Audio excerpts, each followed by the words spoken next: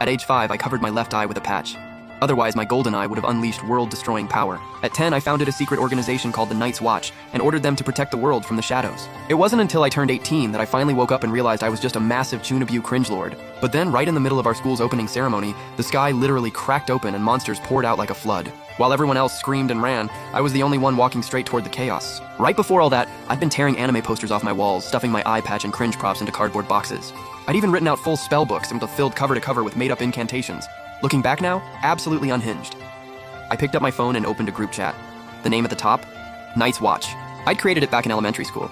People came and went, but somehow over 100 were still in it. A few OG members never changed their names. I called them the Elders, and naturally, I was the boss. For years, I told anyone who'd listen, the world is at peace because someone's out there carrying the weight for you. Looking back at that now, I want to crawl into a hole and disappear. The chat was blowing up. People asking if the boss went dark because of another top-secret mission, or if something was stirring in Jiangnan. I was reading all of it, face burning, finger hovering over disband group, when my little sister suddenly kicked the door open. She's my half-sister, and she awakened an S-rank mage ability before she even turned 16. I used to fantasize about awakening some god-tier power too, but when 16 came and went, nothing. Absolutely nothing. In the end, I basically rode her coattails and got stuffed into her elite high school just to tag along. I talked a big game about not wanting to embarrass myself, but that last shred of pride caved to reality real quick. After dinner, I retreated to my room, stared out at the dark, and slipped right back into the same tired daydreams. Like some beautiful girl kicking my window open and telling me, hey, it's time, go save the world. I used to think embracing being ordinary was the biggest cope ever. I wanted to either be the chosen one or go out in a blaze of glory. But now, I've let it go. Even if I gave it everything, I'd never be the main character. Meanwhile, inside a 5-star hotel somewhere in Jiangnan, a mysterious figure was on the phone giving a mission status update. She confirmed that Night's Watch operative Lone Fledgling had arrived in Jiangnan and asked if she could finally meet the captain once the mission was done. After hanging up, the girl could barely hide her excitement, but she reminded herself, mission first, feelings later. Then came a knock at the door. Room service asking if she needed food delivered. She deadpanned that she needed to refuel before the fight, or she wouldn't have enough power to perform at full capacity. She also rushed them along, warning that without food, the sealed entity inside her wouldn't stay contained much longer. The poor staff member panicked and promised to hurry.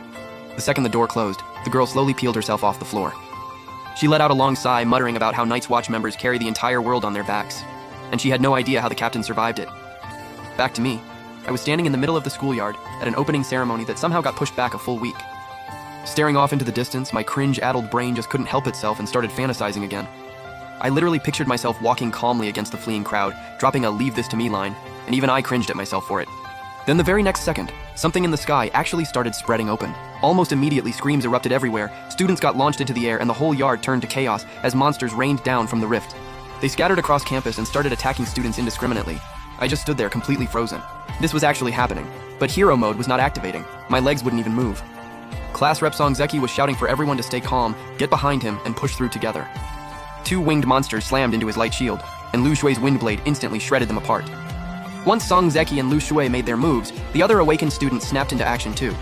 Archers knocking arrows, assassins vanishing into the shadows, supports channeling energy. It was like my dream had literally come to life. Then a monster dropped straight from the sky and pinned Ma Jianyong to the ground, not even half a meter from me. Right then, a gust of wind blasted past my face as Lu Shui's attack sent the creature flying, and she grabbed me by the arm and hauled me into the crowd. The escape route was brutal. Familiar faces collapsed in pools of blood, Songzeki's heavy shield had shattered, and Lu Shui and I got separated in the chaos. When I saw monsters blocking the path ahead, I just dropped to the ground and played dead. But then I spotted my sister in the crowd, frantically looking around, searching for me. The shame hit like a truck. At the very least, I couldn't be a burden to her.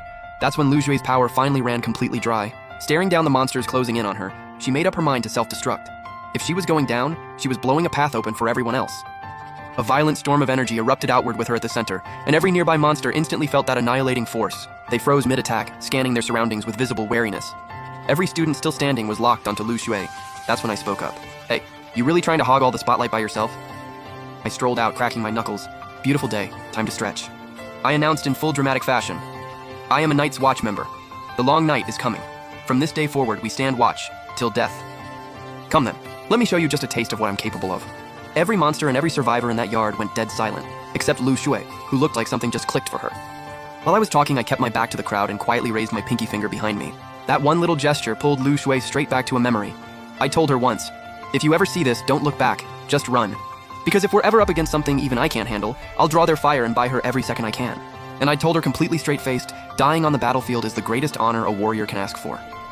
My golden eye, my